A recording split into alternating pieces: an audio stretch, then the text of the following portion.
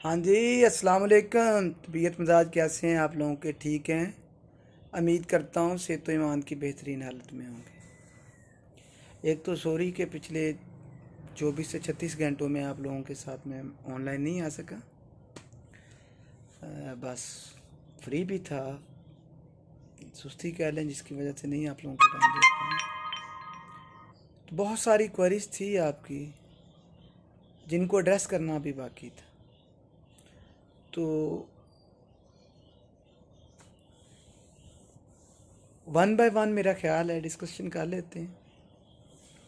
एक तो स्टूडेंट्स की जानब से जो क्वेरी आ रही थी वो ये थी,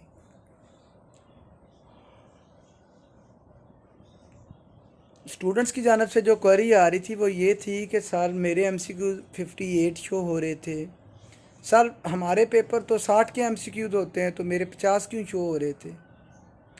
तो बच्चे परेशान होने की ज़रूरत नहीं है, घबराने की ज़रूरत नहीं है।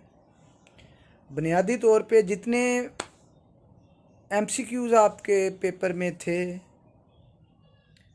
आपके मार्क्स उसी में से मिलेंगे, तो that's not a big deal. आप लोगों के लिए ये कोई बड़ा मसला नहीं है। तो अगर 50 एमसीक्यूज थे तो बच्चे वो, क्योंकि आपको पता है ना, जो मार्क्स मिलते हैं वो आपके 48 में से मिलते हैं। अगर 60 का भी हो तो वो एवरेज निकलती है कि 48 में से कितने बनते हैं, तो वो एग्रीगेट निकल के आपको ज़रा भी प्रॉब्लम नहीं होगा, तो उसमें आपको घबराने की बात नहीं है। दूसरी बात है जी, एक नेगेटिव प्रोपेगेंडा शुरू हुआ है। तो यूनिवर्सिटी अंदाजे से मार्क्स देती है, हमारी कोई फेलोज़ हैं जो पेपर नहीं दे रही उनका रिजल्ट आ रहा है, ऐसा नहीं पॉसिबल है।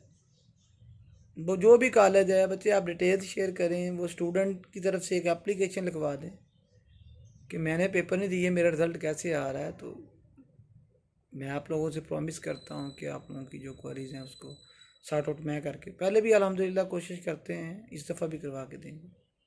ऐसा हो ही नहीं सकता ना कि एक बच्चा है वो पेपर ही नहीं दे रहा और उसके जो मार्क्स आ रहे हैं। मोस्टली कॉलेज से बच्चों से मुझे ये कोई नेगेटिव प्रोपेगेंडा सुनी सुनाई सुनाते हैं और बात यहाँ तक पहुँच गई है।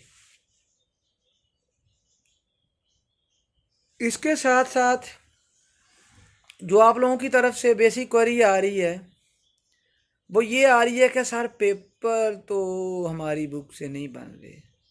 स्पेसिफिकली ये केमिस्ट्री के जो स्टूडेंट्स हैं, BS 8 सेमेस्टर और BS 6 सेमेस्टर, यहाँ पे बच्चे बड़े परेशान हैं और बड़े अपसेट हैं।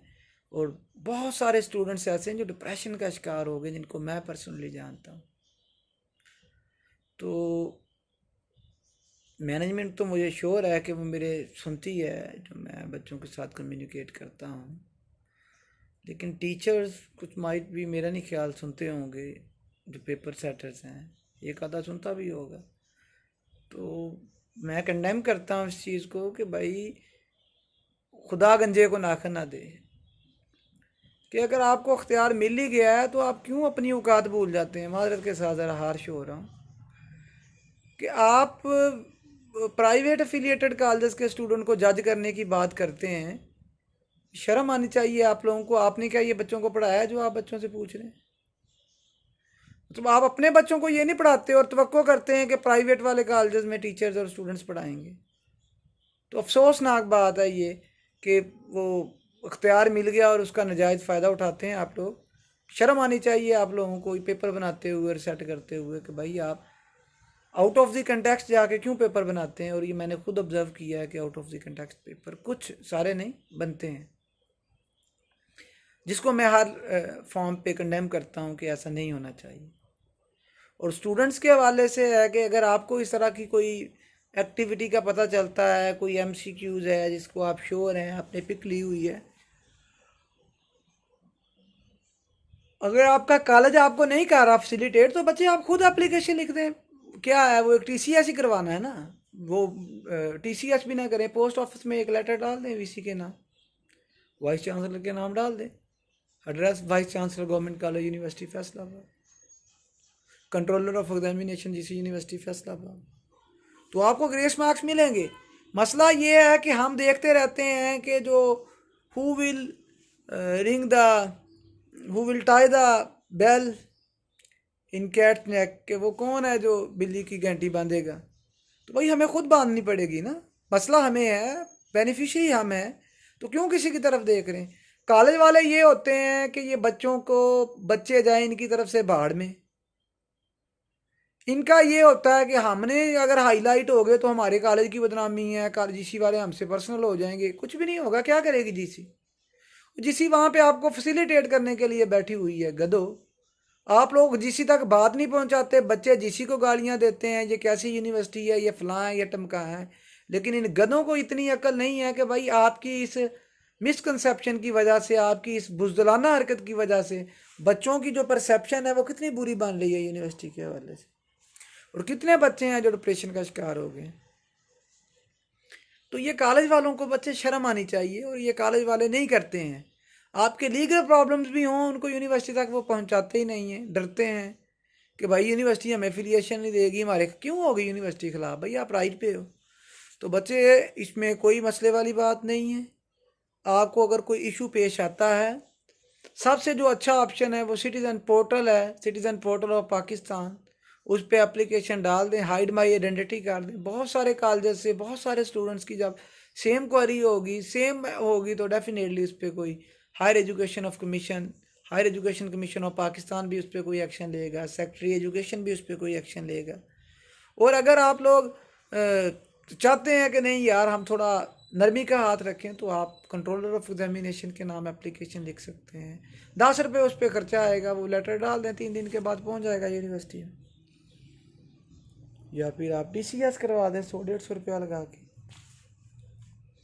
तो ये एप्लीकेशनें दें अगर आपको इशू आ रहा है, क्योंकि बच्चे ये आपके साथ जुल्म होता रहेगा जब तक आप बर्दाश्त करते रहोगे। अल्लाह पाक कुरान मजीद में फरमाता है कि जुल्म, अल्लाह के नबी सल्लल्लाहु अलैहि वसल्लम ने भी फरमाया कि जुल्म को सहने वाला भी जुल्म में उतना ही शरीक है जितना कि जुल्म करने वाला। तो अगर आप जुल्म को सह रहे हैं तो इसका मतलब है आप अपने माँ बाप के साथ जुल्म कर रहे हैं, अपने माँ बाप के जवाबदेह हैं, और आप नबी सल्लल्लाहु अलैहि वसल्लम की इस हदीस के मुताबिक आप भी जुल्म में बराबर के शरीक हैं। तो इसका हाल यही होता है कि आप लोग सिटीज़न पोर्टल ऑफ पाकिस्तान पे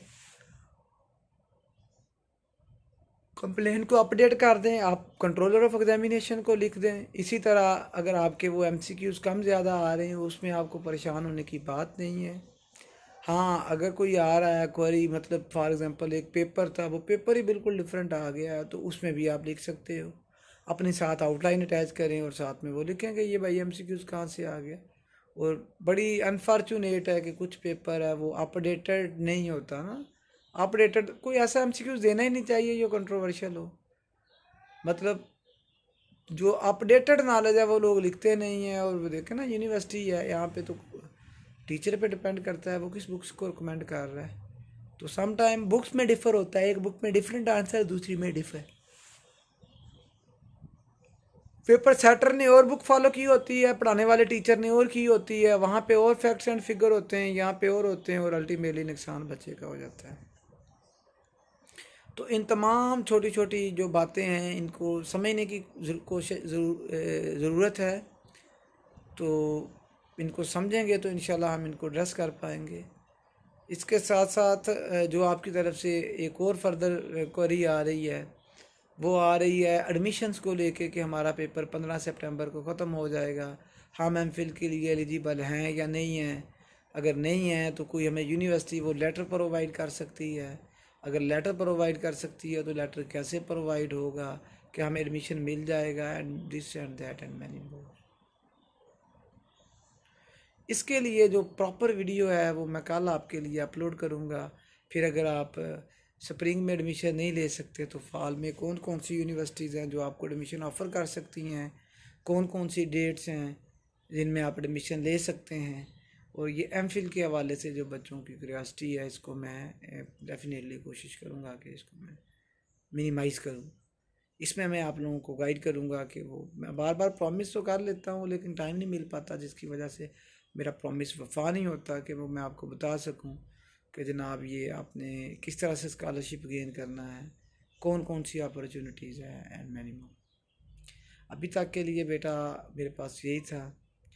फर्दर आपके पास अगर कोई डेवलपमेंट है, कोई क्वेश्चन है, कोई क्वेरी है, ज़रूर लिखिएगा। पूरी कोशिश करूँगा कि ईमानदारी के साथ उसे एड्रेस करूँ।